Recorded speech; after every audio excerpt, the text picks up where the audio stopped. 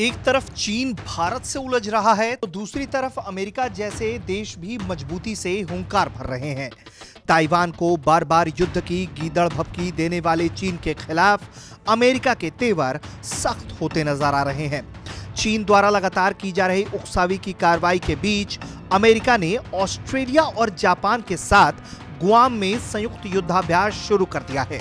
इसके लिए उसने बड़ी संख्या में बलों की तैनाती की है और वायुसेना को भी प्रशिक्षण में शामिल किया है। इस युद्धाभ्यास में ऑस्ट्रेलिया और जापान को शामिल करना चीन से मुकाबले की रणनीति का हिस्सा है। साउथ चाइना मॉर्निंग पोस्ट ने बताया कि 19 फरवरी तक चलने वाले एंडरसन एयरफोर्स बेस में वार्षिक अभ्यास को चीन या रूस के हमले से बचने के लिए बढ़ती प्रतिद्वंदिता के मद्देनजर देखा जा रहा है।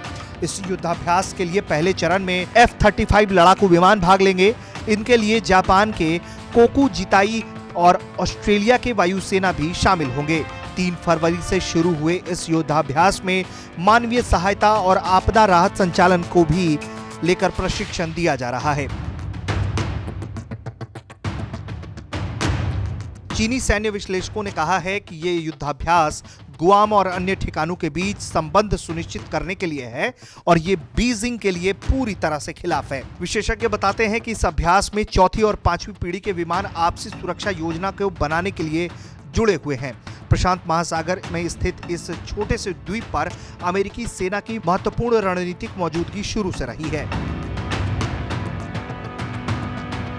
इस द्वीप से अमेरिकी सेना न केवल प्रशांत महासागर में चीन और उत्तर कोरिया की हरकतों पर नजर रखता है, बल्कि उन्हें मुंहतोड़ जवाब देने और नेवल ब्लॉकेज लगाने की भी बड़ी भूमिका निभाता है।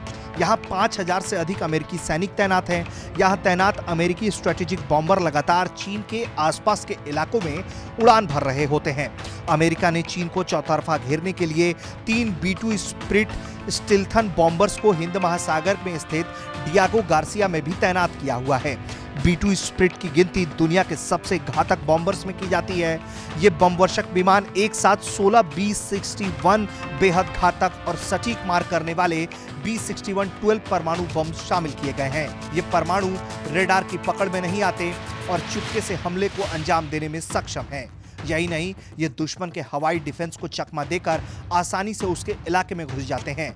ये बॉम्बर्स 1000 किलो के परंपरागत बम भी ले जा सकते हैं। ये दुश्मन की जमीन पर हमला करने में सबसे कारगर बॉम्बर माना जाता है। ब्यूरो रिपोर्ट, भारत तक।